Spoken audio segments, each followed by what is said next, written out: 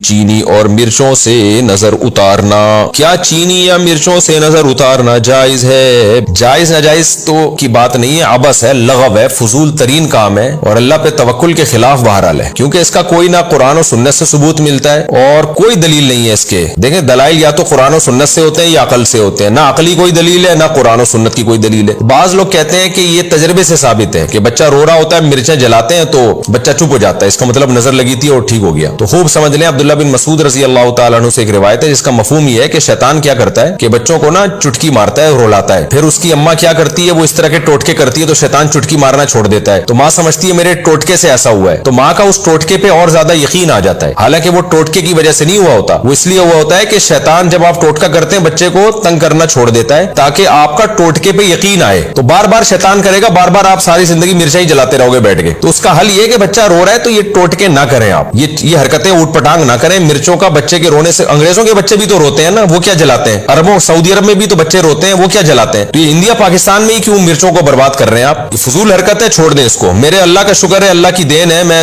تکبر میں نہیں کہہ رہا اور کوئی شو مارنے کے لیے نہیں کہہ رہا، اللہ نظر بد سے بچائے۔ میرے 15 بچے الحمدللہ، آج تک ہم نے نہیں کسی بچے پہ مرچیں جلائیں، ہمارے بچے بھی اللہ کے فضل سے بڑے ہو گئے، تو کچھ چھوٹے ہیں کچھ بیچ میں ہیں، کوئی بڑے ہونے کی کوشش میں لگے ہوئے ہیں، تو ہر طرح کے بچے الحمدللہ ہیں، تو ہم تو نہیں یہ حرکتیں فضول قسم کی، نام نے کبھی پی لیے کہ جھڑوایا، نہ کبھی جوتے دلوایا ان کے گردن میں۔ اللہ نے ہمیں ان فضول چیزوں سے محفوظ رکھا ہوا ہے۔ کوئی بچہ بیمار ہو جائے اللہ سے دعا مانگتے ہیں، ڈاکٹر سے علاج کراتے ہیں، ڈاکٹر سے یا کبھی ہومیوپیتھک، کبھی حکیم، کبھی ایلوپیتھک ڈاکٹر، یہی چل رہا ہے اور اللہ کا فضل ہے جی۔ تو اس لیے جو ان ٹوٹکوں میں پڑے گا برباد ہو جائے گا، اور ہم نے دیکھا ہے ہمارے جو ریلیٹیو ٹوٹکوں میں لگے ہوئے ہیں وہ ٹوٹکے ہی ساری زندگی کرتے رہتے ہیں۔ آج فلانے کی مرچیں جل رہی ہیں تو کل سلبٹے گھوم رہے ہیں، پرسوں فلانا عامل آیا ہوا ان کے گھر میں سونگ کے جا رہا ہے، پتہ نہیں گند کر کے جا رہا ہے وہ عامل ان کے گھروں میں، اور آج فلانے نے کہہ دیا ان کے گھر میں یہ ہوا ہوا ہے، آج فلانے نے کہہ دیا، ساری زندگی عذابوں میں ہی گزرتی ہے ان کی۔ تو اللہ کے پر توکل کرو میرے بھائی، جب کوئی مسئلہ ہو، بچہ بیمار ہے، رو رہا ہے، زیادہ سے زیادہ سورہ فاتحہ، سورہ فلق، سورہ ناس پڑھ کے دم کر دو۔ اور کتنی اچھی دعا نبی صلی اللہ علیہ وسلم نے سکھائی ہے، حضرت حسن حسین پر آپ صلی اللہ علیہ وسلم وہ دعا پڑھا کرتے تھے، اعوذ بکلمات اللہ التامہ من کل شیطان وہامہ ومن کل عین لامہ، یہ نظر سے بچنے کی دعا ہے، یہ دعا پڑھ لیا کریں، بچے پہ دم کر دیا کریں، بس اتنا کافی ہے۔ مرچوں